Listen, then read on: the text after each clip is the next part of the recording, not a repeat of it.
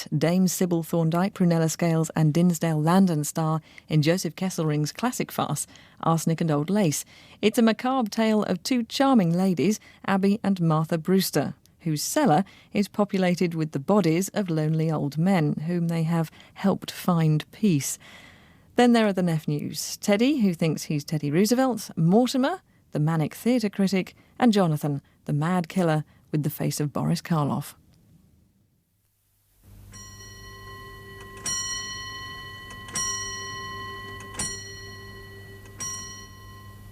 Oh, yes, indeed. My sister Martha and I have been talking all the week about your sermon last Sunday. Oh. Oh, it is really wonderful, Dr. Harper. In only 2 short years, you've taken on the spirit of Brooklyn. That's very gratifying, Miss Brewster. Living here next to the church all our lives, you know, we've seen so many ministers come and go. The spirit of Brooklyn, we always say, is friendliness. And your sermons are not so much sermons as friendly talks. Personally, I've always enjoyed my talks with Cardinal Gibbons. Or have I met him yet? No, Teddy dear, not yet. Are the biscuits good? Splendid, Aunt Abby. Would you have another biscuit, Dr. Harper? Oh, no, I'm afraid I'll have no appetite for dinner now. I always eat too many of your biscuits just to taste your lovely jam. Oh, well, we'll send you over a jar. No, you keep it here so I can be sure of having your biscuits with it. Very well. I understand Mortimer's taking Elaine with him to the theatre again tonight. We are so happy it's your daughter he takes with him, Dr. Harper. It's a new experience for me to wait up until 3 o'clock in the morning for her to be brought home. Oh, but I do hope you don't disapprove of Mortimer. Well... Because we'd feel so guilty if you did, Sister Martha and I. I mean, since it was here that your daughter met our nephew. I believe Mortimer to be quite a worthy gentleman, but I must admit that I've watched the growing intimacy between him and my daughter with some trepidation. For one reason, Miss Abby. You mean his stomach, Dr. Harper? Stomach? Yes, his dyspepsia. No, Miss Abby.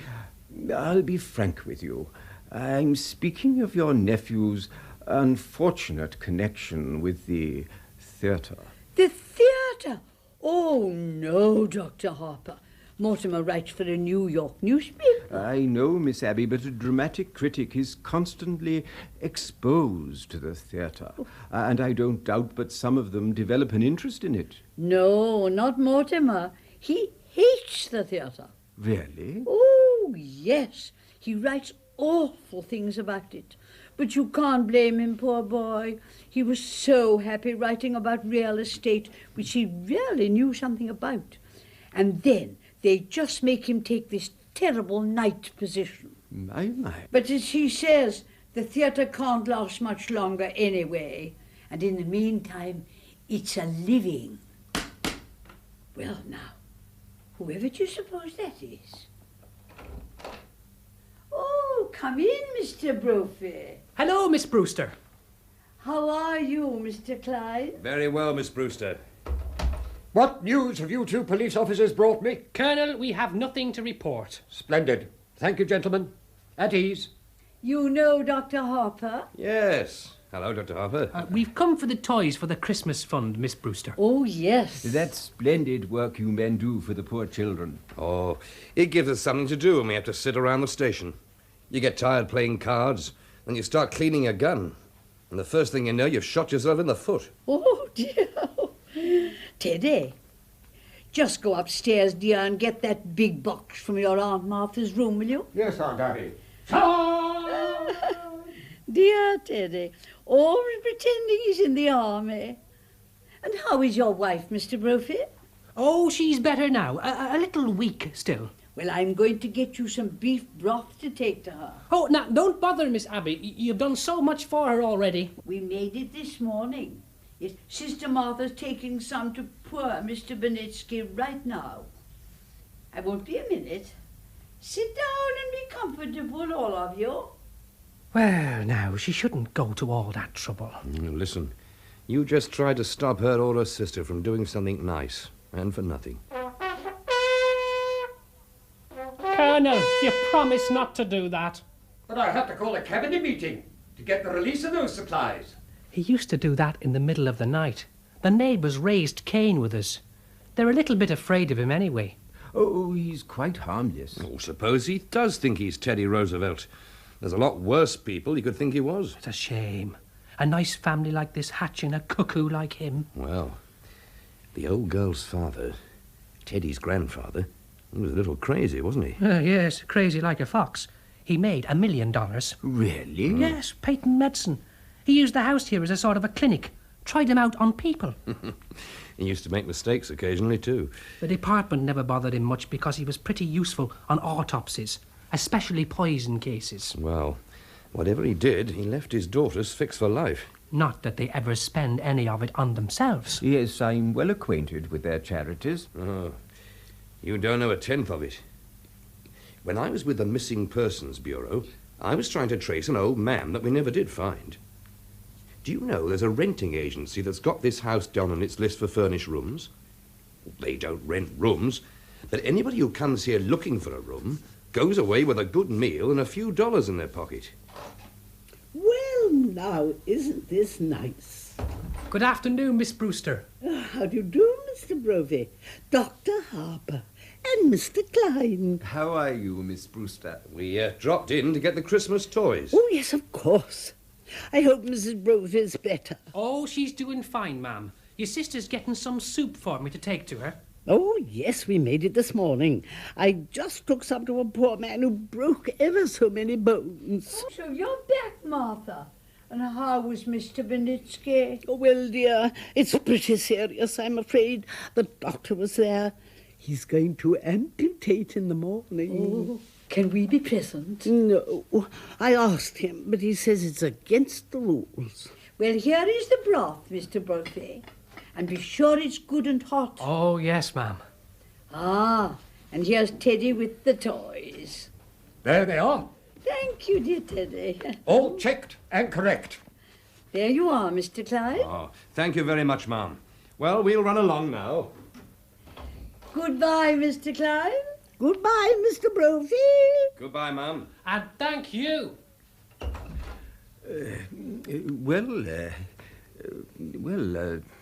I must be getting home too. Oh, well, before you go, Dr. Harper. Charge! Charge the blockhouse! Have you ever tried to persuade him that he wasn't Teddy Roosevelt? Oh, no. Nobody's so happy being Teddy Roosevelt. Once, a long time ago, do you remember, Martha? We thought if he would be George Washington, it might be a change for him. But he stayed under his bed for days and just wouldn't be anybody. And we'd so much rather he'd be Mr. Roosevelt than nobody. Well, if he's happy. You'll see that he signs these papers. What are they? Well, Dr. Harper has made arrangements for Teddy to go to Happy Dale Sanatorium after we pass on. But why should Teddy sign any papers now? Oh, it's better to have it all settled. Mr. Witherspoon understands they're to be filed away until the time comes to use them. Mr. Witherspoon? Who's he? He's the superintendent of Happy Dale. And Dr. Harper has arranged for him to drop in tomorrow or the next day to meet Teddy. I'd better be running along, or Elaine will be over here looking for me. Well, give our love to Elaine. Oh, and Dr. Harper, please don't think harshly of Mortimer because he's a dramatic critic. Somebody has to do these things. Well, good day. Have you only just had tea? Isn't it rather late? Yes, and dinner's going to be late too. Why? Teddy! Teddy! Yes, Aunt Abby. Good news for you, dear. You're going to Panama to dig another lock for the canal. Delighted. I shall prepare for the journey at once. Abby, while I was out. Yes, dear. I just couldn't wait for you. I didn't know when you'd be back, and Dr. Harper was coming. But all by yourself. Oh, but I got along splendidly. I'll just run downstairs and see it. Oh, no, there wasn't time for that, dear, for I was all alone. Well, where is it then? Martha, just look in the window seat. Abby, dear, what a lovely body. And all by yourself, too. Who can that be? Oh, it's Elaine. Come in, dear. Good afternoon, Miss Martha. Oh, I thought Father was here. Oh, well, he's just this minute left. Didn't you meet him? No, I took the shortcut through the cemetery. Hasn't Mortimer come yet? No, dear. Oh, he asked me to meet him here. Do you mind if I wait? No, not at all. He should be here any minute now. Oh, my goodness, Elaine, what must you think of us not having tea cleared away by this time? I just put the tray in the kitchen. Don't bother with anything in the kitchen, Abby, until Mortimer comes, and then I'll help you. Oh, there he is now. Hello, Aunt Martha. Abby, Mortimer's here. Hello, Elaine. Hello, Mort. Hello, Mortimer. Hello, Aunt Abby. How are you, dear? All right. And you look well. You haven't changed much since yesterday. Oh, my goodness, it was yesterday, wasn't it? Well, we are seeing a great deal of you lately. Well, sit down, sit down. Abby, haven't we something to do in the kitchen, Abby? Huh? You know, the tea things. Oh, yes, of course, the tea things. Well, now you two just make yourselves at home. Just Make yourselves at home. Now, where do you want to go for dinner, Elaine? I don't care. I'm not very hungry. Well, I just had breakfast. Suppose we wait till after the show, Well, that'll make it pretty late, won't it? Not with the little stinker we're seeing tonight, but what I've heard about it, we'll be at Blake's by 10 o'clock. You ought to be fair to these plays. Are these plays fair to me? You know, I've never seen you walk out on a musical. Somehow they have a humanizing effect on you. It wasn't until after our first musical you told me I had nice legs. And I have, too. For a minister's daughter, you know a lot about life. Where do you learn it? In the choir loft. I'll explain that to you sometime, darling. What? The close connection between eroticism and religion. Religion never gets as high as the choir loft. You know, I've never been able to rationalise it. What? My falling in love with a girl who lives in Brooklyn. Falling in love? You're not stooping to the articulate, are you? The only way I can regain my self-respect is to keep you in New York. Did you say keep? No. I've come to the conclusion that you're holding out for the legalities. Now, where could we be married in a hurry? Let me say tonight. I'm afraid Father will insist on officiating. Your father could make even the marriage service sound pedestrian. All right, formal, everything formal and legal. But not later than next month. Darling. Hello, Mortimer. How are you, Mr. President? Fine, thank you, just fine. What news have you brought for me? Just this, Mr. President. The country is squarely behind you. Yes, I know. Isn't it wonderful? Well, goodbye. Where are you off to, Teddy? Panama. Panama? Panama's the cellar. Oh. He digs locks for the canal down there. You're very sweet with him, and he's so fond of you. Well, Teddy was always my favourite brother. Favourite? Were there more of you? Well, there's another brother, Jonathan. I never heard of him. Well, we don't like to talk about Jonathan. He left Brooklyn very early, by request. He was the kind of boy who liked to cut worms in two with his teeth. What became of him? Oh, I don't know. He wanted to become a surgeon like grandfather, but he wouldn't go to medical school first, and his practice got him into trouble. Aren't you two going to be late for the theatre? Oh, we're skipping dinner. We don't have to start for half an hour. Oh, well then, I'll leave you alone together again. Don't bother, darling. I'm going to run over to speak to Father. Before I go out with you, Mort, he likes to pray over me a little. Oh, by the way, Aunt Abby, I'm going to marry her. What? Oh, darling! Martha, come here. I've got the most wonderful news. Mortimer and Elaine are going to be married. Married? Oh, Mortimer. Oh, we hoped it would happen like this. Elaine must be the happiest girl in the world. Happy? Just look at her leaping over those gravestones. Oh, by the way, I left a large envelope around here last week. It was one of the chapters of my book on Thoreau. Have you seen it? Well, if you left it here, it must be here somewhere. Well, when are you going to be married? There must be something more you can tell us about Elaine. Elaine? Oh, yes, Elaine. Thought it was brilliant. What was, dear? My chapter on Thoreau. Oh, well, when Elaine comes back, I think we ought to have a little celebration. We must drink to your happiness. Martha, isn't there some of that Lady Baltimore cake left? Oh, yes. And I'll open a bottle of wine. Oh, and to think that it happened in this room. Oh, now, where could I have put it? I do hope the play will be something you can enjoy for once. It may be something romantic. What's the name of it? Murder will out. Oh, dear. When the curtain goes up, the first thing you'll see will be a dead body. Now, could it be in the window seat, I wonder? My God! Aunt Abby, you were going to make plans for Teddy to go to that sanatorium, Happydale. Yes, dear, it's all arranged. Dr. Harper was here today and brought the papers for Teddy to sign. Here they are. He's got to sign them right away. Yes, that's what Dr. Harper thinks. Then there won't be any legal difficulties after we pass on. Here's the cake. Oh, yes, dear. Put it down there, will you, Martha? He's got to sign them this minute. He's down in the cellar. Now get him up here right away. Oh, there's no such hurry as that. No. When Teddy starts working on the canal, you can't get his mind on anything else. Teddy's got to go to Happydale now. Tonight. Oh, no, dear. That's not until after we're gone. Now, listen, darlings. I'm frightfully sorry, but I've got some shocking news for you. You know we've sort of humoured Teddy because we thought he was harmless. Well, he is harmless. He was harmless. That's why he has to go to Happydale. Why he has to be confined. Mortimer, why have you suddenly turned against Teddy, your own brother? Teddy's killed a man. Nonsense, dear. There's a body in the window seat. Yes, dear, we know. You know? Well, of course, dear, but it's nothing to do with Teddy. Now, Mortimer, just forget about it. Forget you ever saw the gentleman. Forget? We never dreamed you'd look. But who is he? His name is Hoskins, Adam Hoskins. That's really all I know about him, except that he's a Methodist. That's all you know about him? What's he doing here? I mean, what's happened to him?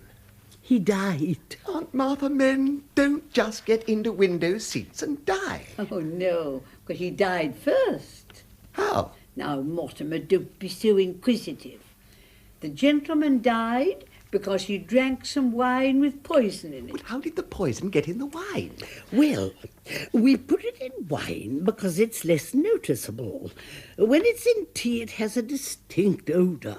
You put it in the wine? Yes, and I put Mr. Hoskins in the window seat because Dr. Harper was coming. So you knew what you'd done. You didn't want Dr. Harper to see the body. Well, not at tea, dear. That wouldn't have been very nice. Now, Mortimer, you know the whole thing. Just forget about it. I do think Martha and I have the right to our own little secrets. What are we going to do? I mean, what are we going to do? What are we going to do about what, dear? There's a body in that window seat. Yes, dear, Mr. Hoskins. Well, I can't turn you over to the police, but what am I going to do? Oh, well, for one thing, dear, stop being so excited. But Mr. Hotchkiss. Hoskins, dear. Well, whatever his name is, you can't leave him there. Oh, we don't intend to, dear. No, Teddy's down in the cellar now, digging the lock. You mean you're going to bury Mr. Hotchkiss in the cellar? Oh, yes, dear. Well, that's what we did with the others. You can't bury Mr. Others? It's the other gentleman. When you say others, do you mean others? More than one others? Oh, yes, dear. Now, let me see. This is 11, isn't it, Abby? Oh, no, dear, this makes 12. No, I think you're wrong, Abby. This is only 11. No, dear, because I remember when Mr. Hoskins first came in, it occurred to me that he would make just a round dozen. Well, you really shouldn't count the first one. Oh, but I was counting the first one, so that makes it 12. Anyway, they're all down in the cellar. All right now, 12. Now tell me, who was the first one? Mr. Midgley. He was a Baptist. Of course, I still think we can't claim full credit for him, because he just died. Martha means without any help from us. You see, Mr. Midgley came here looking for a room. It was after you moved to New York. Yes, and it didn't seem right for that lovely room to be going to waste when there were so many people who needed it. He was such a lonely old man. All his kith and kin were dead, and it left him so forlorn and unhappy. And we felt so sorry for him. And then, when his heart attack came on, and he sat dead in that chair, looking so peaceful, you remember, Martha? We made up our minds then and there that if we could help other lonely old men to that same peace, we would. Teddy had been digging in Panama, down in the cellar, and he thought Mr. Midgley was a yellow fever victim. Yes, and that meant he had to be buried immediately. So we all took him down to Panama and put him in the lock. That's why we told you not to worry now, because we know exactly what has to be done. And that's how this all started? That man walking in here and dropping dead? Yes, of course. You see, we realized we couldn't depend on that happening again. So... you remember those jars of poison that have been up on the shelves in Grandfather's laboratory all these years? And you know your Aunt Martha's knack for mixing things. Well, dear, for a gallon of elderberry wine, I take 1 teaspoonful of arsenic, and then add half a teaspoonful of strychnine, and then just a pinch of cyanide. Should have quite a kick. Yes, as a matter of fact, one of our gentlemen found time to say, "How delicious." Well, I'll have to get things started in the kitchen. Mortimer, I wish you could stay for dinner. I'm trying out a new recipe. I couldn't eat a thing. I'll come and help you, dear. Well, I feel so much better now. Oh, you have to wait for Elaine, haven't you, Mortimer? How happy you must be. Well, dear, I'll leave you alone with your thoughts. Oh, what am I going to do? I mean, what am I... Oh, it's you, Elaine. Hello. Now, you run along home, and I'll call you up tomorrow. Tomorrow? You know I always call you up every day or two. Well, we're going to the theatre tonight. No, we're not. Well, why not? Elaine, some things come up. What, darling? Mortimer, you've lost your job. No, I haven't lost my job. I'm just not covering that play tonight. Now, you run along home, Elaine. I've got to know what's happened. You can tell me. No, dear, I can't. But if we're going to be married... Married? Have you forgotten? Oh, yes. Well, as far as I know, that's still on. Now, you run along home, Elaine. I've got to do something. Listen, you can't propose to me one minute and throw me out of the house the next. Now, look, Elaine, you're a sweet girl, and I love you, but I have something on my mind, and I want you to go home and wait till I call you. Well, don't try to be masterful. Look, when we're married and I have problems to face, I hope you're less tedious and uninspired. And when we're married, if we're married, I hope I find you adequate. Elaine! Hello. That's the doorbell, dear, not the telephone. Oh. How do you do? Come in. I understand you have a room to rent. Yes. Won't you step in? Are you the lady of the house? Yes. I am Miss Brewster, and this is my sister, another Miss Brewster. My name is Gibbs. Won't you sit down? Let me talk to you. May I see the room? Well, why don't you sit down for a minute and let's get acquainted. Well, that won't do much good if I don't like the room. Is Brooklyn your home? Haven't got a home. Live in a hotel. Don't like it. Are your family Brooklyn people? Haven't got any family. All alone in the world? Yes. Well, Martha, perhaps some wine.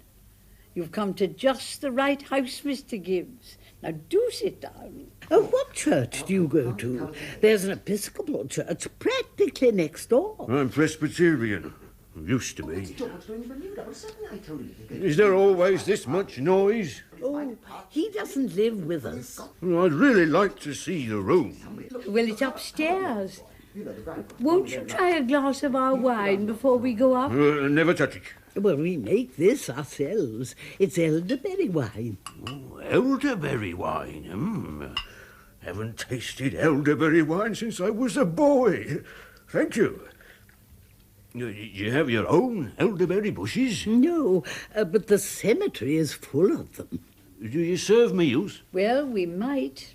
But first, just see whether you like our wine. Well, there must be somebody. Just try this, Mr. Gibbs. Why don't you try Gerald? And he's the... Stop! No, stop. No, well, Stop. No, don't. Do you want to be poisoned? Get out. Do you want to be killed? Do you want to be murdered? Get out. Well, now you've spoiled everything. Oh, you can't do things like that. It's not nice. People wouldn't understand. Well, he wouldn't understand. Abby, we shouldn't have told Mortimer. What I mean is, well, this has developed into a very bad habit. Now, Mortimer, we don't try to stop you from doing things you like to do, and I don't see why you should interfere with us. Hello. All right, Al. I'll see the first act and I'll pan the hell out of it. But look, Al, you've got to do something for me. Get hold of O'Brien, our lawyer. Now, get him to meet me at the theatre. Now, don't let me down. Okay? I'm starting now. Look, I've got to go to the theatre. But before I go, will you promise me something? Well, we'd have to know what it was first. You know I'd do anything in the world for you, and I want you to do just this little thing for me. Well, what do you want us to do? Don't do anything. Don't let anyone in, and leave Mr. Hoskins right where he is in the window seat. Why? I want time to think. Well, we were planning on holding the service before dinner. Service? Certainly. You don't think we'd bury Mr. Hoskins without a full Methodist service, do you? But can't that wait till I get back? Oh, then you could join us. Oh, yes. Oh, Mortimer, you will enjoy the service, especially the hymns. Do you remember how beautifully Mortimer used to sing in the choir before his voice changed? And remember, you're not going to let anyone in while I'm gone. It's a promise? Well... Oh, Martha, yes. We can do that now that Mortimer's cooperating with us. Well, all right, Mortimer. Have you got some paper? Now, I'll get back just as soon as I can. Well, will this do? That's fine, yes. It'll save time if I write my review on the way to the theatre. Goodbye. You know, Mortimer didn't seem quite himself today. Well, of course, that's only natural. He's just become engaged. That always makes a man nervous. Abby, if Mortimer's coming back for the service, we shall need another hymnal. You know, dear, it's really my turn to read the service. But since you weren't here when Mr. Hoskins came, I want you to do it. Ah, that's very nice of you, dear. But are you sure you want me to? Well, it's only fair. Well, I think I'll wear my black bombazine and Mother's old brooch. I'll go, dear. Oh, we promised Mortimer we wouldn't let anyone in. Well, who do you suppose it is? Wait a minute. I'll look. Oh, it's two men, and I've never seen them before. Are you sure? Yes, and there's a car at the curb. They must have come in that. Well, let me look. Do you recognize them? No, they're strangers to me. We'll just have to pretend we're not home. Oh, hide here behind the screen. Go on, get out. All right. Quietly. All right.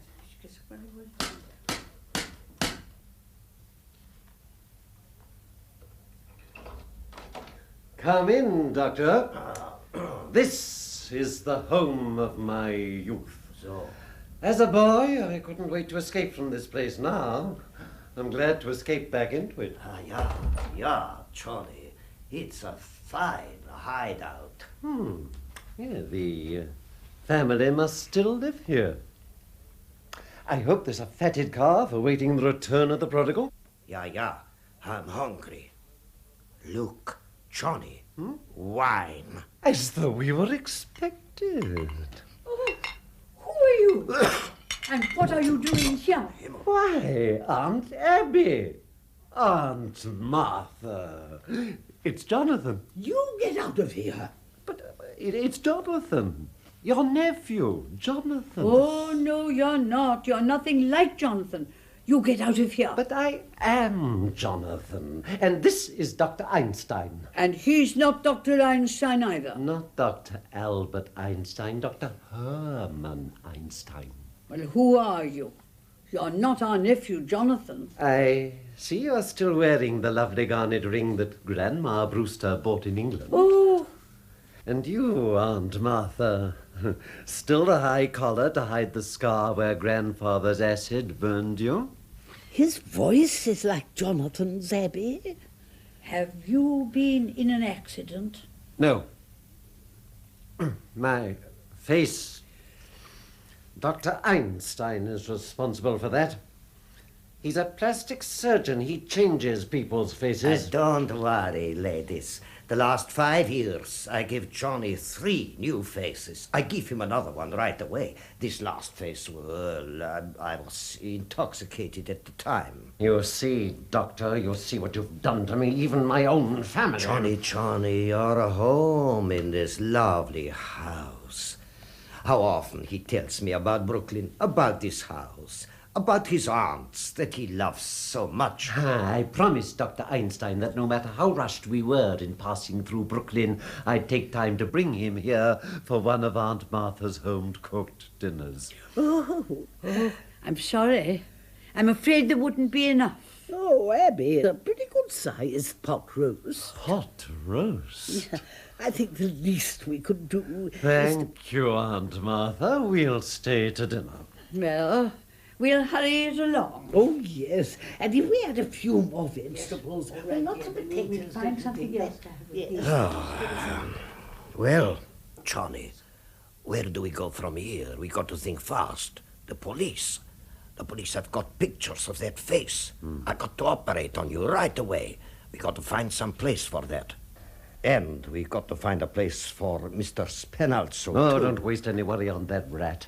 But, Johnny, we got a hot stiff on our hands. Forget Mr. Spenalzo. But you can't leave a dead body in the car. You shouldn't have killed him, Johnny. He's a nice fellow. He gives us a lift, and what happens? He said I looked like Boris Karloff. You did that to me. Take it easy, Johnny. Now, look.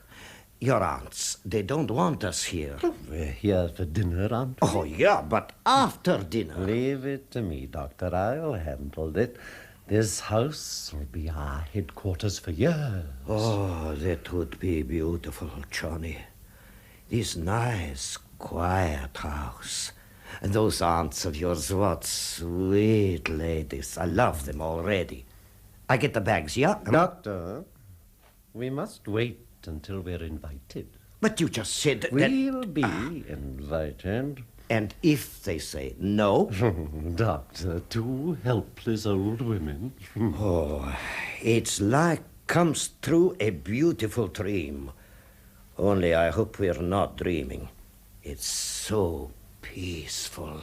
That's what makes this house so perfect for us. It's so peaceful.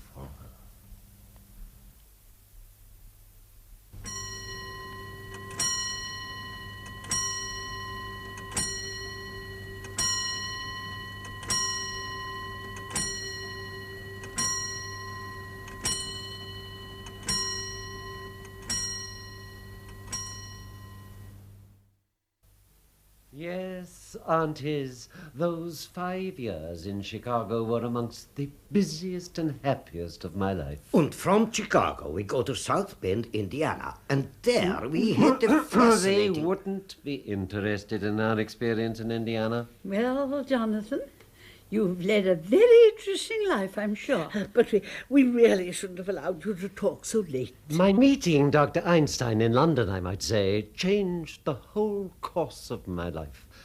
You remember, I'd been in South Africa in the diamond business, then Amsterdam, the diamond market. I wanted to go back to South Africa, and Dr. Einstein made it possible for me. When we take off the bandages, his face looked so different, the nurse had to introduce me. You know, I think we'll go back to that face, Doctor. Yeah, it's safe now. Well, I know you both want to get to where you're going. My dear aunts, I'm so full of that delicious dinner I'm unable to move a muscle. Yeah, he's nice here. Well, after all, it's very late. I found it! I found it! What did you find, Teddy?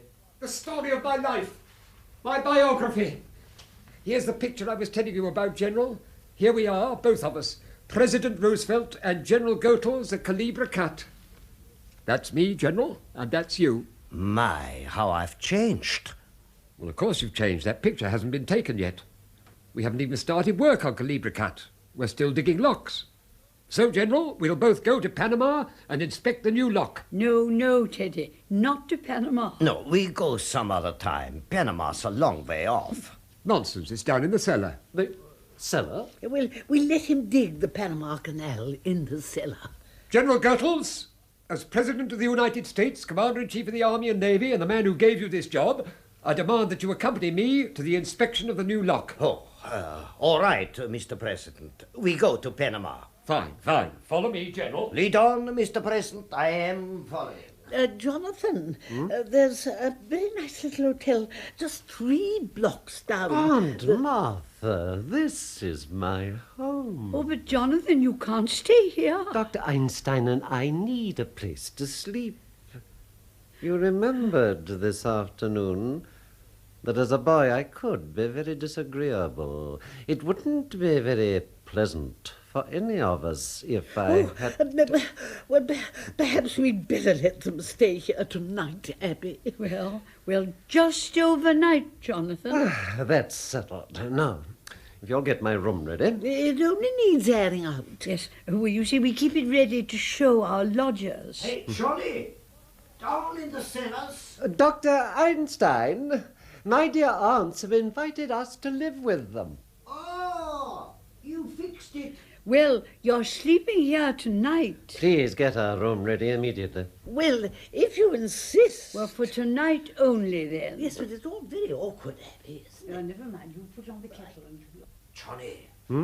Johnny, when I go down in the cellar, what do you think I find? What? The Panama Canal. The Panama Canal. It just fits, Mr. Spinalzo. It's a hole Teddy dug, 6 feet long and 3 feet wide. Down there? You'd think they knew we were bringing Mr. Spinalzo along. That's hospitality. Rather a good joke on my aunts. They're living in a house with a body buried in the cellar. How do we get him in? Yes, we can't just walk him in through the door. I've got it. We'll drive the car up between the house and the cemetery. Then, when they've gone to bed, we'll bring Mr. Spinalzo in through that window. Oh. Jonathan. Huh? Your room is ready. Oh, then you can go to bed. We're moving the car up behind the house. Oh, it's all right when it is until the morning. I don't want to leave it in the street. That might be against the law. Yeah, it is. That's quite right. Come on, Doctor. Abby, what are we going to do? Well, we are not going to let them stay more than one night in this house, for one thing. What would the neighbours think? People coming in with one face and going out with another? But what are we going to do about Mr. Hoskins? Oh, Mr. Hoskins. Can't be very comfortable for him in the window seat. And he's been so patient, poor dear. Well, I think Teddy had better get Mr. Hoskins downstairs right away. Abby, I will not invite Jonathan to the funeral service. Oh, no, dear. We'll wait until they've gone to bed and then we'll come down and hold the service. Yes. Oh, well, General Goethals was very pleased. He says the canal is just the right size. Teddy, there's been another yellow fever victim. Dear me, this will be a shock to the General. Then we mustn't tell him about it. But it's his department. Oh, no, we mustn't tell him, Teddy. It would just spoil his visit. I'm sorry, Aunt Abby. It's out of my hands. He'll have to be told. Army regulations, you know. No, Teddy, we must keep it a secret. Yes. A state secret? Yes, a state secret. Promise? You have the word of the President of the United States. Now, Teddy, you go down back into the cellar, and when I call you, you come up and take the poor man down to the canal. And we'll come down later and hold the service. Where is the poor devil? He's in the window seat.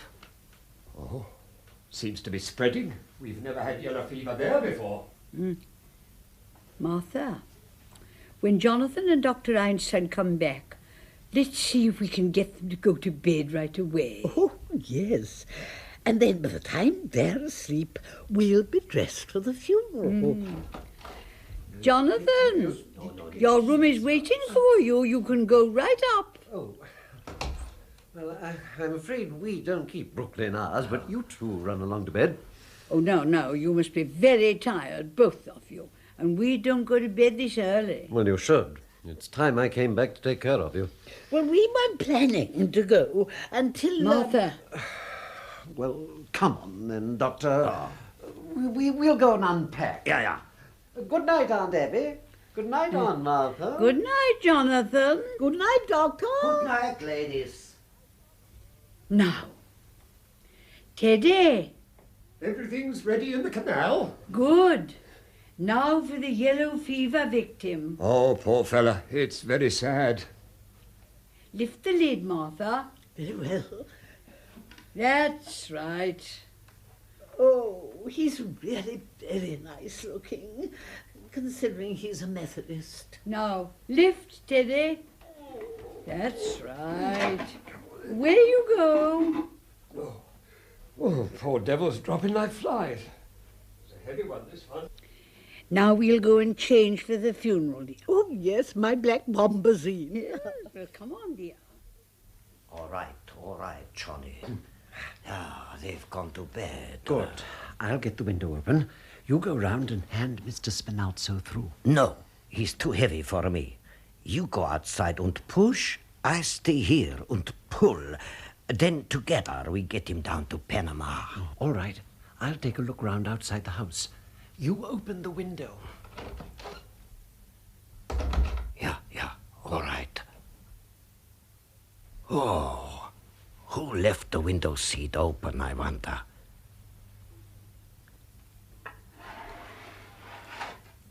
Johnny. Okay, Lieut.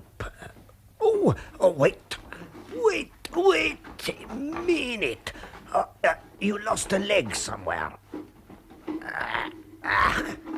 Now I got him. Come on. Oh, that was me, Johnny.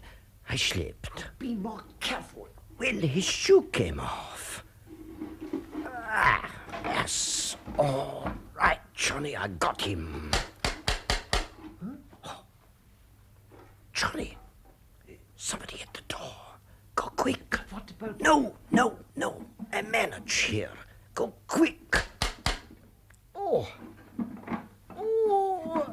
Come in. Where's that shoe? Oh, the other leg. In you go. That's it. Miss Abby?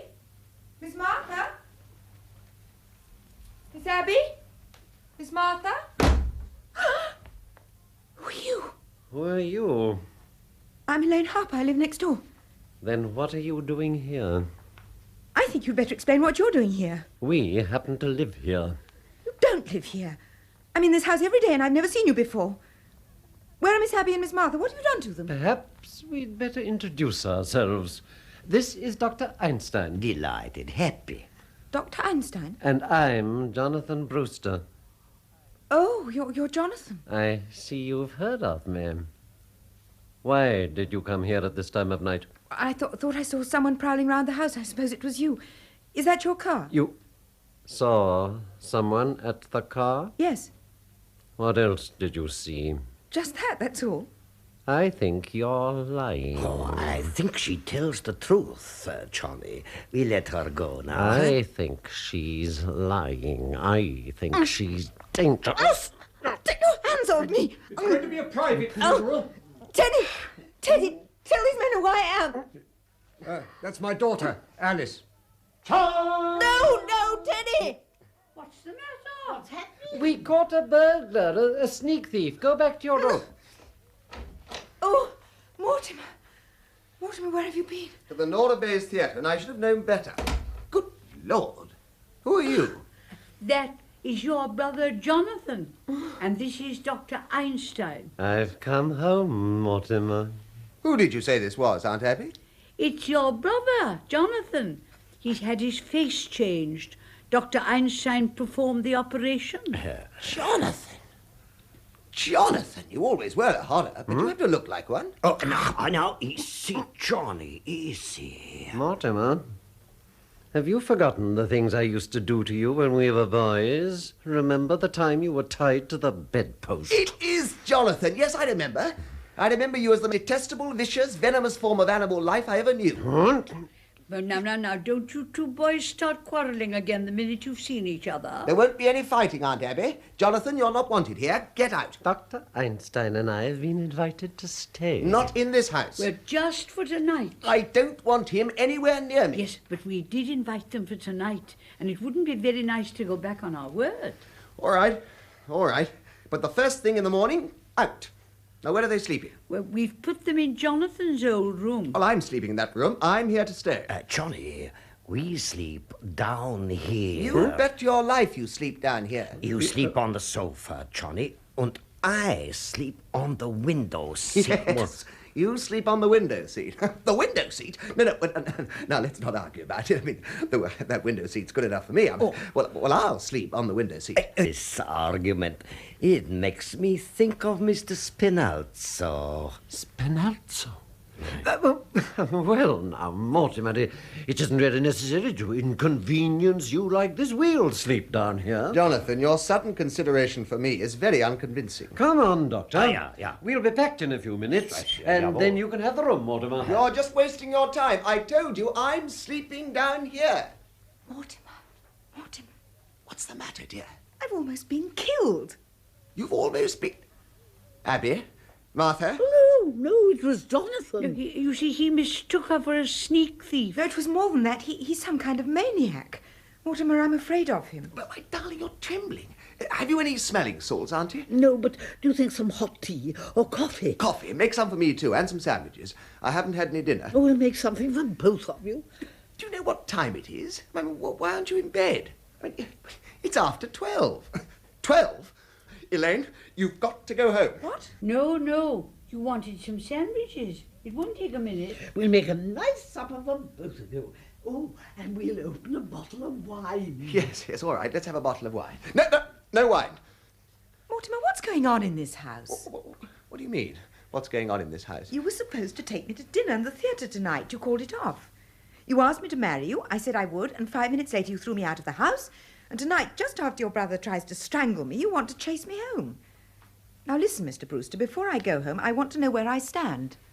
Do you love me? I love you very much, Elaine.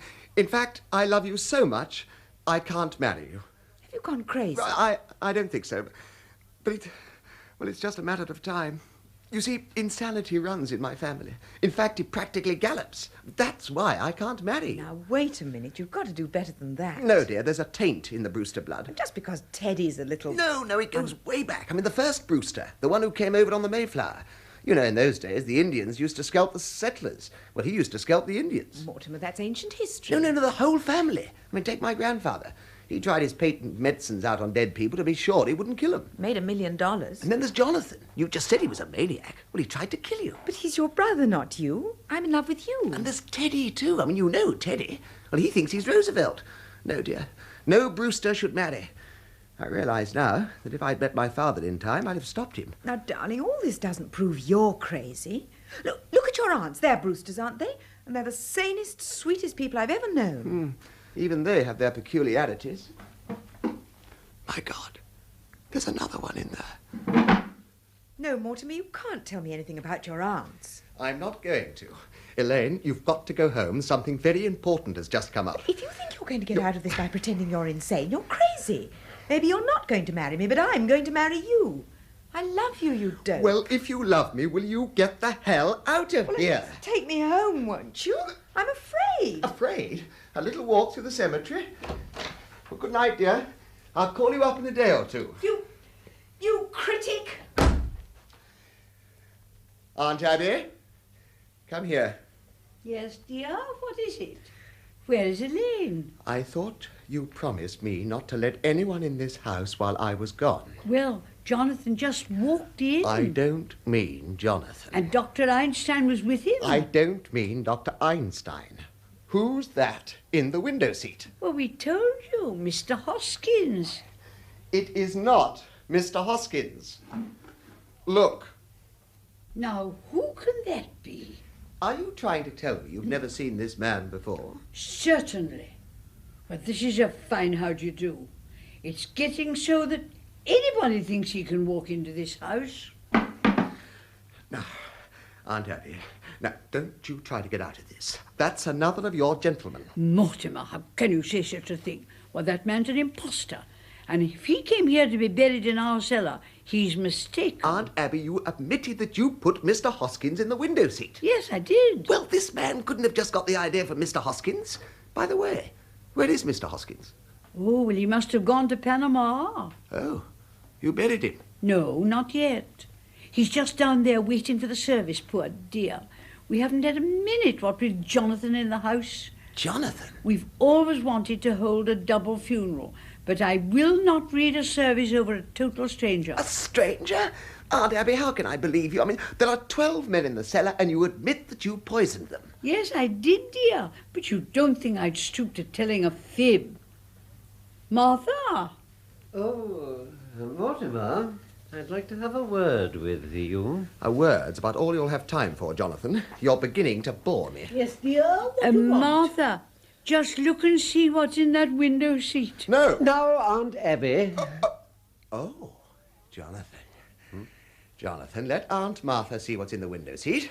Aunt Abby, I owe you an apology. I have very good news for you. Jonathan is leaving. He's taking Dr. Einstein and their Cauld companion with him. Jonathan, you're my brother. You're a Brewster. Now, I'm going to give you a chance to get away and take the evidence with you. Now, you can't ask for much more than that, can you? I'll count up to 3. 1, 2, 3. Very well. In that case, I'll have to call the police. Are you still giving me orders after seeing what happened to Mr. Spinalzo? Spinalzo? I knew he was a foreigner. Remember, what happened to Mr. Spinalzo can happen to you, too. Hello, Miss Abby. Oh, Officer O'Hara. Is there something we can do for you? Well, I saw your lights on and I thought there might be sickness in the house. Oh, you've got company. Well, I'm sorry I disturbed you. No, don't go, officer. Don't go. No, don't go. Officer O'Hara, this is our nephew, Mortimer. Oh, pleased to meet you. And this is another nephew, Jonathan. Oh, pleased to make your acquaintance. Well, it must be nice having your nephews visiting you, Miss Brewster. Are they going to stay for a bit? I'm staying. My brother Jonathan is just leaving. I've met you before, haven't I, Mr. Jonathan? I'm afraid not. He hasn't been home for years. Ah, your face looks familiar to me. Maybe I've seen a picture of you somewhere. I don't think so. Yes, Jonathan, I'd hurry if I were you. Your things are all packed, aren't they? Well, you'll be wanting to say your goodbyes. I'll be running along. Yeah, but what's the rush? I mean, I'd like to have you around until my brother goes. Well, I just dropped in to make sure everything was all right. Oh, well, we're going to have some coffee in a minute. I mean, won't you join us? Oh, I forgot the coffee. Oh, I'd better make some more sandwiches.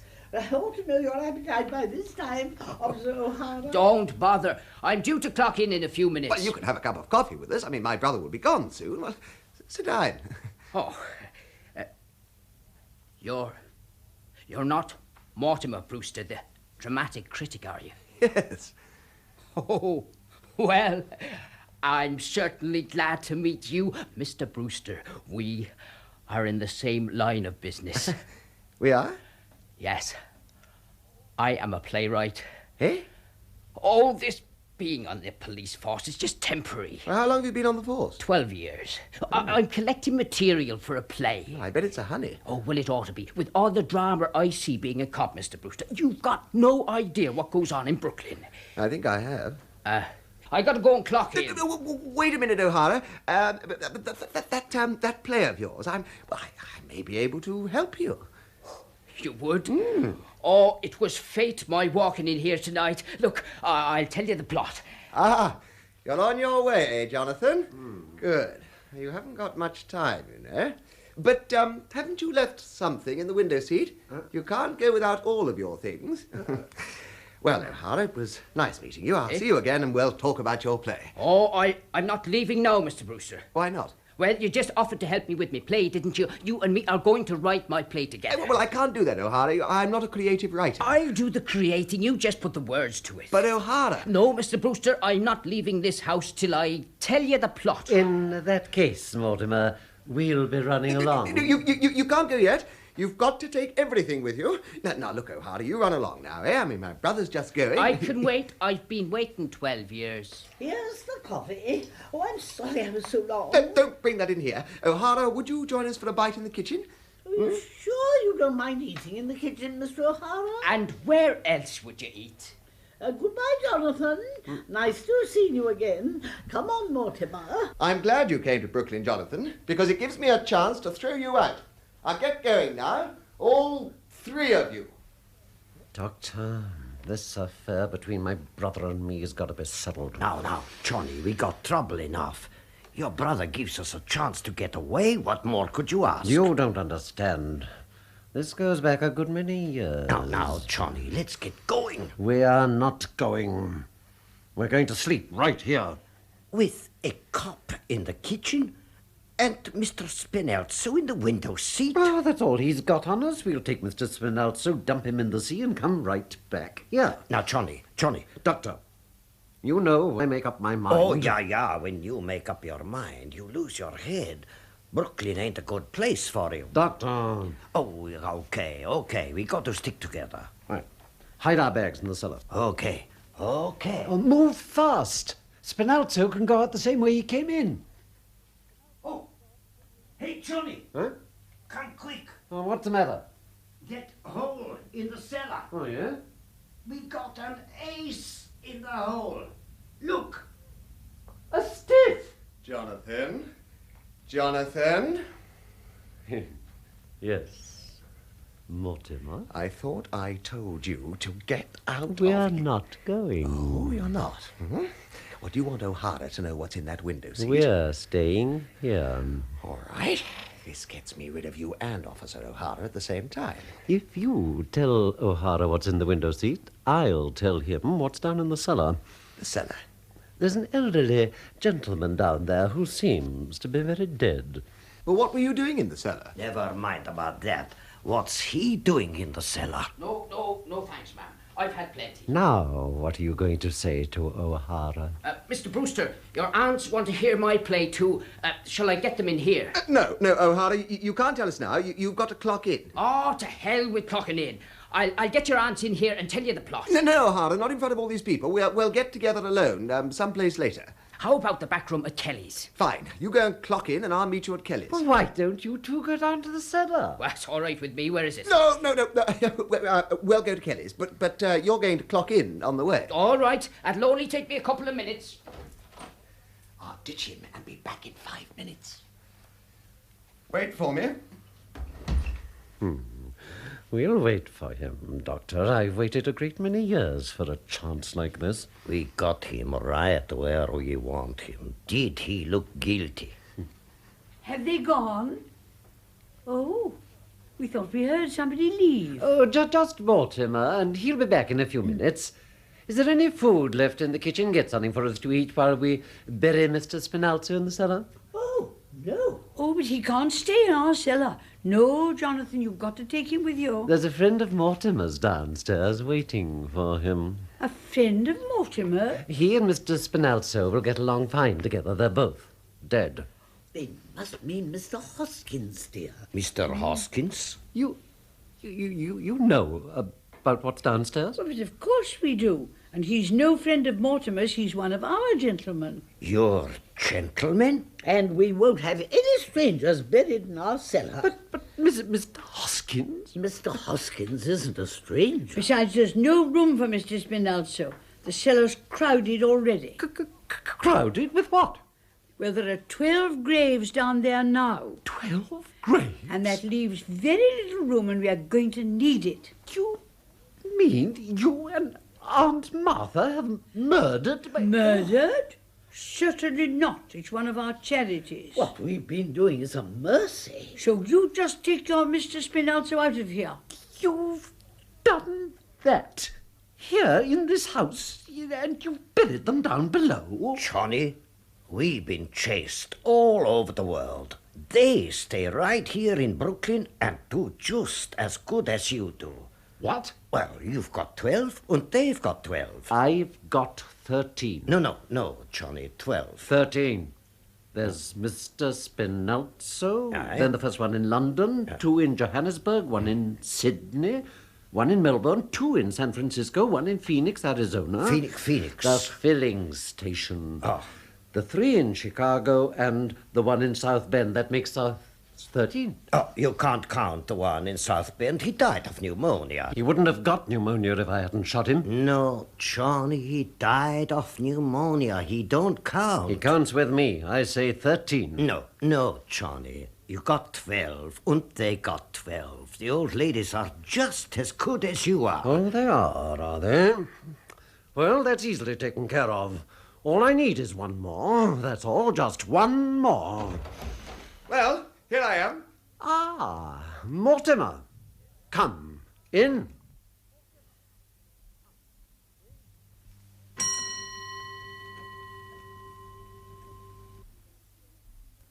Hasn't Mortimer come back yet, Martha? No. Oh, it's a terrible thing they're doing downstairs, burying a good Methodist with a foreigner.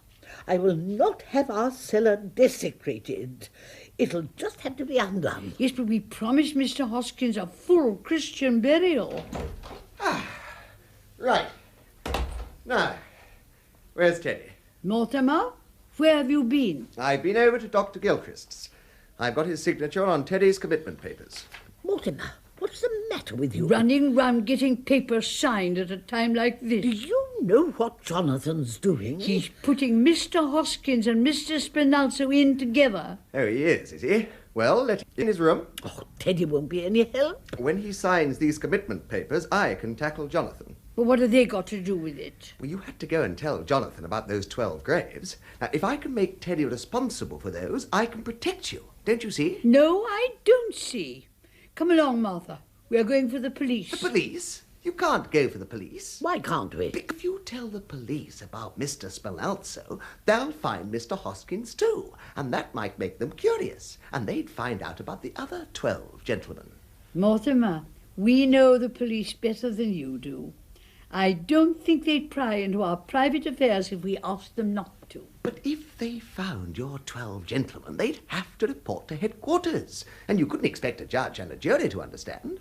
Oh, Judge Coleman would. Yes, we know him very well. He always comes to church to pray, just before the elections. Yes, and he's coming here to tea some day, he promised. Oh, Abby, we must speak to him again about that.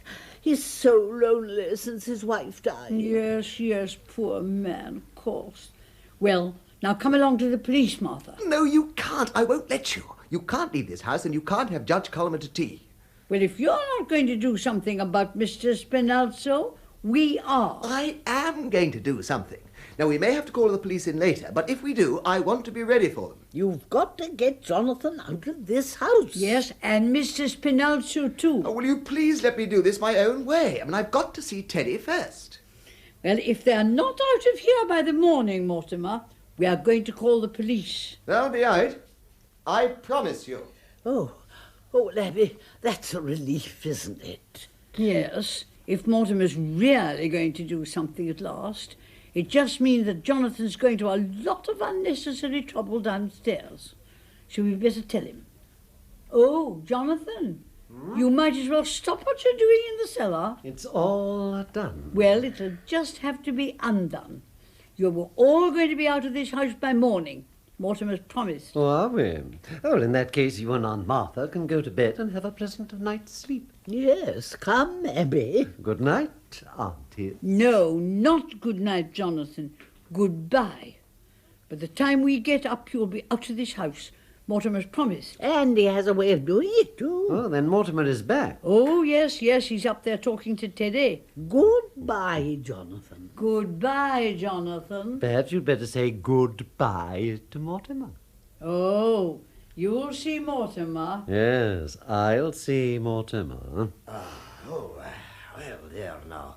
That's all fixed up smooth like a lake. Nobody would ever know they were down there. Now, come on, Johnny, let's go up to bed, yes? You're forgetting, Doctor. What?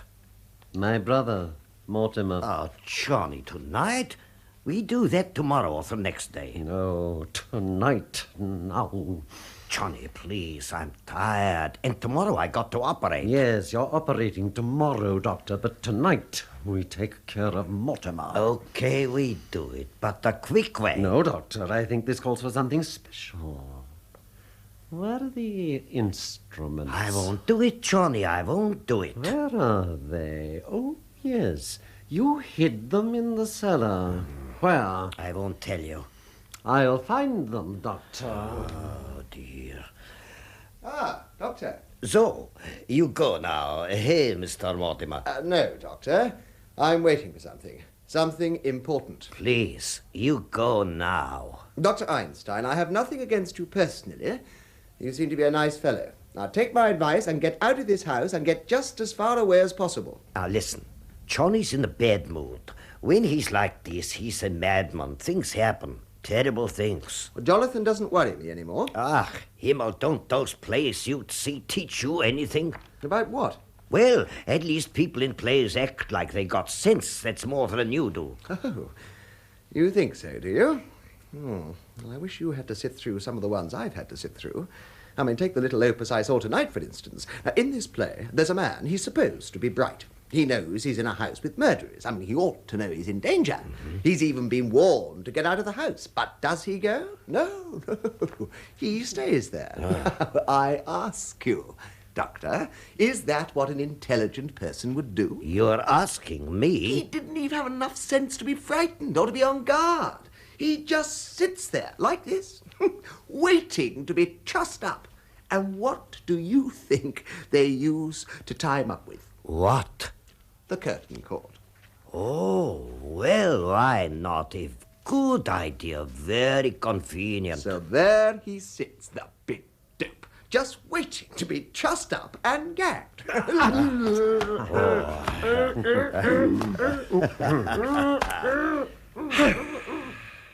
That's it, Doctor.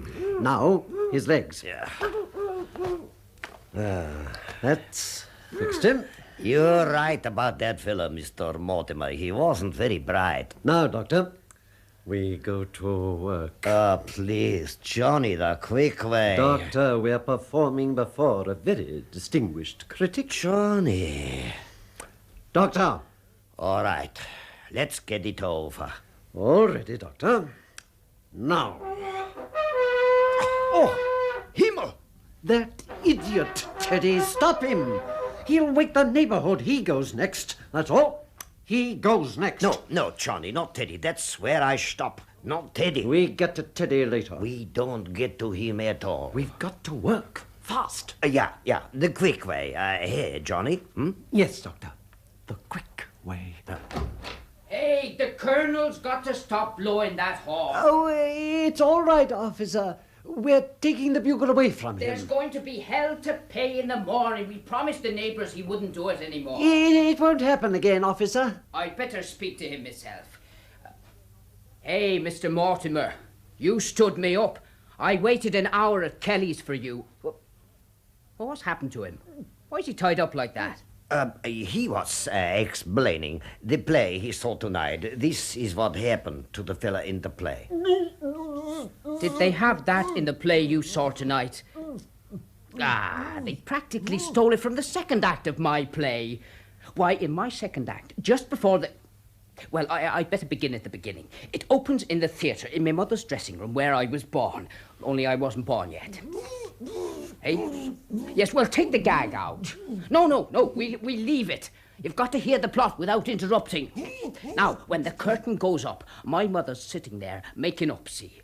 When all of a sudden, through the door, a man with a black moustache walks in, turns to her and says, Miss Latour, will you marry me?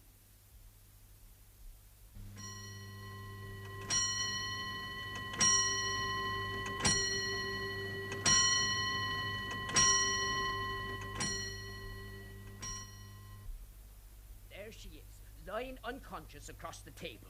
He's standing over her with a hatchet, and I'm tied up in a chair, just like you are, Mr. Mortimer. The place is on fire, when all of a sudden, through the window, in comes the Mayor of New York. Well, how'd you like me play so far, Doctor? Well, it put Johnny to sleep. Well, if he's got no more interest than that, let him sleep. It's a wonder we're not all asleep. All right, all right. Well, now, it's 3 days later. Oh. I've been transferred and I'm under charges. That's because somebody stole my badge, all right? I'm walking my beat when a guy I'm following, it turns out, is really following me. Don't let anybody in. So I figure I'll outsmart him. There's a vacant house on the corner. I goes in. It's cops! I stands there in the dark and I see the door handle turn. Johnny, wake up! It's cops! Oh, let me get out of here. I pulls me guns, braces myself against the wall, and I says, "Come in!" Hello, boys. What's going on here, O'Hara? Hey, Brophy, what do you know? This is Mortimer Brewster. He's going to write me play with me. I'm just telling him the story. Did you have to tie him up to make him listen and get him undone, Klein? Yeah, okay. Thank you. O'Hara, you better report at the station. The whole force is out looking for you. Did they send you here for me? We didn't know you were here. We came to warn the old ladies there's hell to pay. The colonel blew that bugle in the middle of the night and the neighbours are complaining. The lieutenant says the colonel's got to be put away someplace. Yes. Mr. Brewster, I got to get away, so I'll just run through the third act quick. Get away from me. Do you know what time it is, O'Hara? It's after 8 o'clock in the morning. It is. Well, Mr. Brewster, them first 2 acts run a little long, but I don't see what we can leave out. You can leave it all out. I'd better let them know we found you, O'Hara. Hey, who's that guy asleep there? That's my brother. Well, wake him up, someone. Here, come on, you. Hello, this Wake is up. Brophy. That's it, come Mac, on. Tell the lieutenant he can call off the big manhunt. We got him in the Brewster house. Huh? Do you want us to bring him in? Oh, right. We'll hold him right here. The lieutenant's on his way over. So, I've been turned in, huh? All right, you've got me. And I suppose you and that stool-pigeon brother of mine there will split the reward. Reward? Grab him. Now, I'll do some turning in. You think my aunts are sweet, charming old ladies, don't you? Well, there are 13 bodies buried in their cellar. Teddy!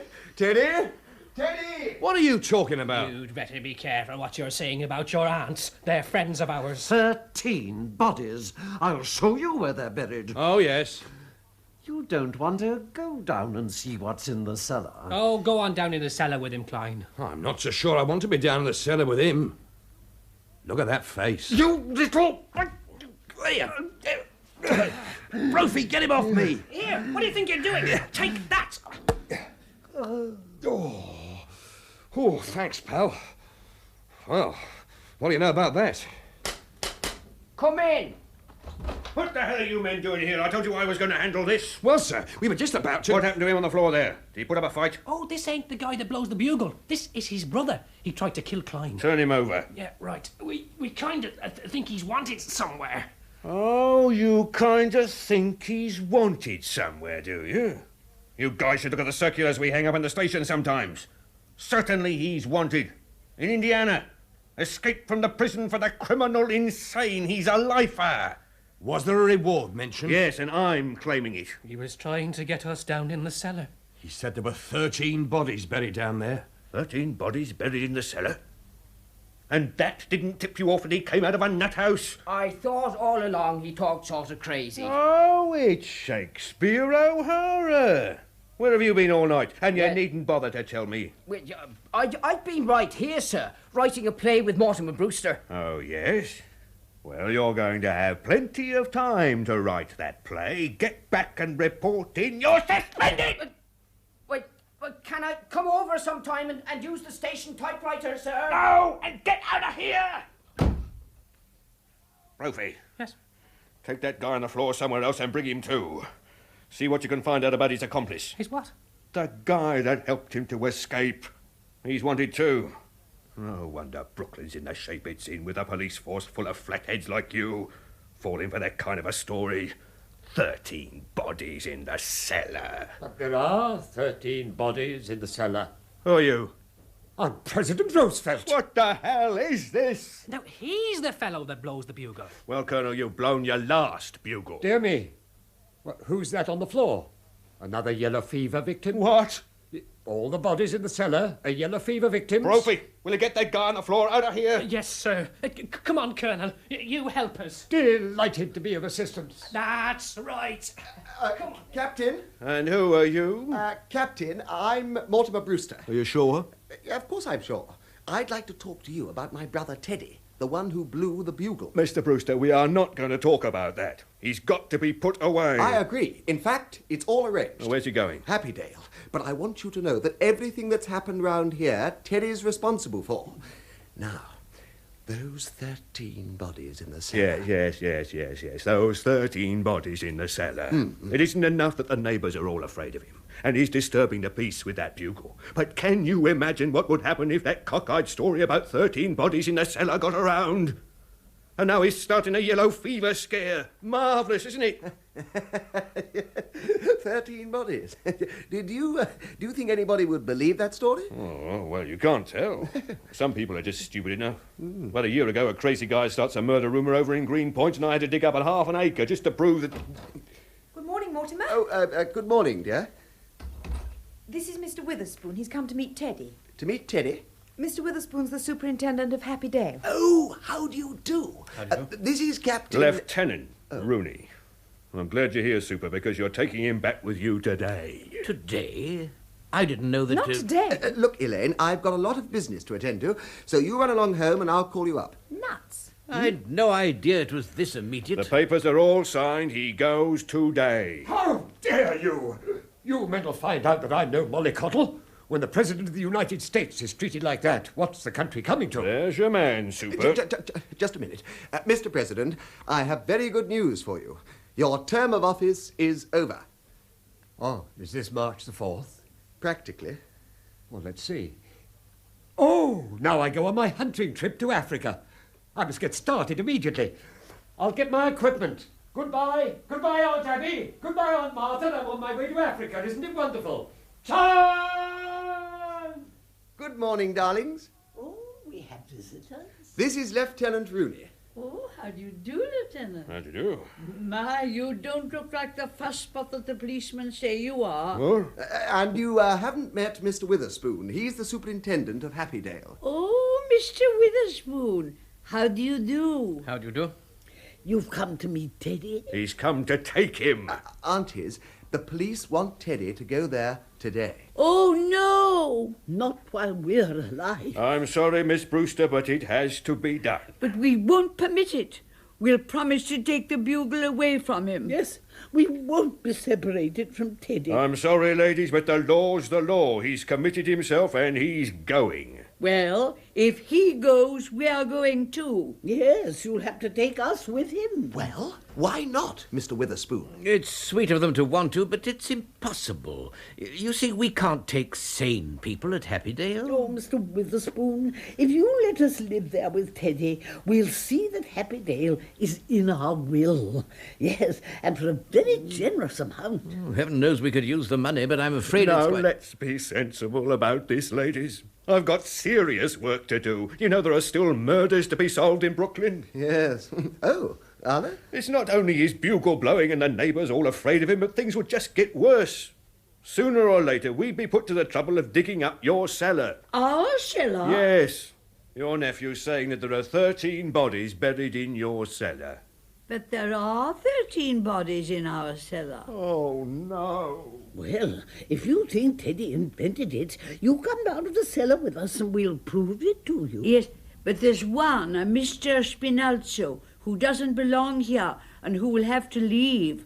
But the other 12 are our gentlemen. Well, I don't think the lieutenant wants to go down into the cellar. I mean, well, he was telling me that only last year he had to dig up half an acre. Well, weren't you, Lieutenant? That's right. Oh, but you wouldn't have to dig here. The graves are all marked. We put flowers on them every Sunday. Superintendent, don't you think you can find room for these ladies? Well, they'd have to be committed. But Well, Teddy committed himself. I mean, can't they commit themselves? Can't they sign the papers? Why, certainly. No, if we can go with Teddy, we'll sign the papers. Where are they? Yes, where are they? Here they are. He's coming round, Lieutenant. Oh, good morning, Mr. Klein. Are you here too? Yes, ma'am. Brophy and I have got your other nephew out in the kitchen. Well, sign him up, Superintendent. I want to get this all cleaned up. 13 body. If you'll sign right here, Miss Brewster. And you on this one, Aunt Abby? Oh, you know, I'm really looking forward to going. The neighbourhood here has changed so. Just think, a front lawn again. Oh, we're overlooking something. What? Well, we're going to need the signature of a doctor. Oh. Ah, Dr. Einstein, you're just in time. Will you come over here? We'd like you to sign some papers. Oh, no, please. I was just on my way. Come right over, Doctor. At one time last night, I thought the doctor was going to operate on me. That's right. Just sign here, Doctor. Oh, good. yeah. And here. May I use the phone? Go ahead. Are you leaving, Doctor? Oh, I think I must. Oh, aren't you going to wait for Jonathan? I don't think we are going to the same place. We picked up that guy that's wanted in Indiana. There's a description of his accomplice. Read it to me, will you? Yeah. 44, 5'6", talks with a German accent. Oh. Poses as a doctor. Thanks, Max. It's all right, Lieutenant. The doctor here has just completed the signatures. Thanks, Doc. You're really doing Brooklyn a service. You mean I can go? Sure. Why not? Oh, thank you. Heaven will reward you for this. Ladies, Gesundheit. Gentlemen, Mazel tov. Now, Mr. Brewster, you sign as next of kin. Yes, of course. Right here. That's fine. And that makes everything complete? Everything legal? Oh, yes. Well, aunties, now you're safe. When do you think you'll be ready to start, ladies? Mr. Witherspoon, why don't you go upstairs and tell Teddy just what he can take along with him? Upstairs? I'll show you. No, Mortimer, you stay here. We want to talk to you. Yes, Mr. Witherspoon, just upstairs and turn to the left. Thank you. I shan't be long. Well, Mortimer, now that we are moving, this house really is yours. Yes, dear, we want you to live here now. No, Aunt Abby.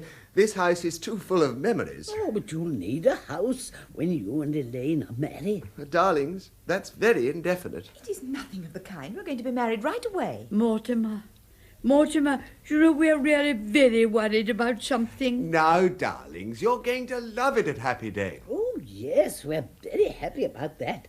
Well, that's just it. We don't want anything to go wrong. Will they investigate those signatures? Oh, don't worry. They're not going to look up Dr. Einstein. No, it's not his signature, dear. It's yours. You see, you signed as next of kin. Well, of course. Why not? Well, dear, it's something we never wanted to tell you. But now you're a man. And it's something Elaine should know, too. You see, dear, you're not really a Brewster. What? You see, your mother came to us as a cook, and you were born about 3 months afterwards, and she was such a sweet woman and such a good cook, we didn't want to lose her. So our brother married her. I'm not really a Brewster? Oh, now don't feel badly about it, dear. And Elaine, it won't make any difference to you. Elaine, did you hear? Do you understand? I'm a bastard. Yes, isn't that nice? Oh, darling. Well, now I really must see about breakfast. No, Mortimer's coming over to my house. Father's gone to Philadelphia, and Mortimer and I are going to have breakfast together. Yes, I need some coffee. I've had quite a night. Well, come and see you darlings at Happydale. Goodbye. Dear boy. Oh, I hope they'll be very happy. We won't need the wagon. My car's out front. Oh, are you leaving now, Jonathan? Yes, he's going back to Indiana. There's some people there who want to take care of him for the rest of his life. Now, come on. Well, Jonathan, isn't it nice to know you have some place to go to? We're leaving too. Yes, we're going to Happy Dale. Then this house is seeing the last of the Brewsters. Unless Mortimer wants to live here. I have a suggestion to make. Why don't you turn this property over to the church? Oh, Oh, we never thought of that. After all, it should be part of the cemetery. All right, get going. I'm a busy man. Goodbye, aunties. I can't better my record now, but neither can you. At least I have that satisfaction. The score stands even, 12 all. Goodbye. Oh, Jonathan always was a mean boy. Never could stand seeing anyone get ahead of him. I wish we could show him he isn't so smart. Oh, Mr. Witherspoon, does your family live with you at Happydale? I have no family. Oh, I suppose you consider everyone at Happydale your family. I'm afraid you don't quite understand. As head of the institution, I have to keep quite aloof. Oh, but that must make it very lonely for you. Oh. It does. But my duty is my duty. Well, Martha, if Mr. Witherspoon won't join us for breakfast, I think at least we should offer him a glass of elderberry wine. Elderberry wine? We make it ourselves. Why, yes, sir. Of course, at Happydale our relationship will be more formal, but here... you don't see much elderberry wine nowadays. I thought I'd had my last glass of it. Oh, no. No, this is your last glass, Mr. Witherspoon.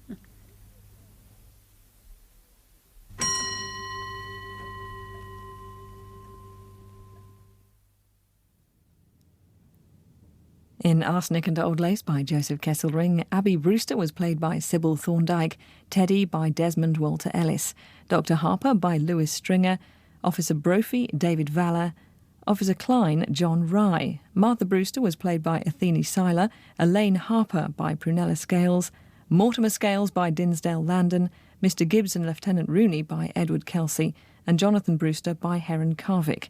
Dr. Einstein was played by Gerald Cross, Officer O'Hara, Alaric Cotter, and Mr. Witherspoon by Lockwood West, and the producer was Graham Cauld.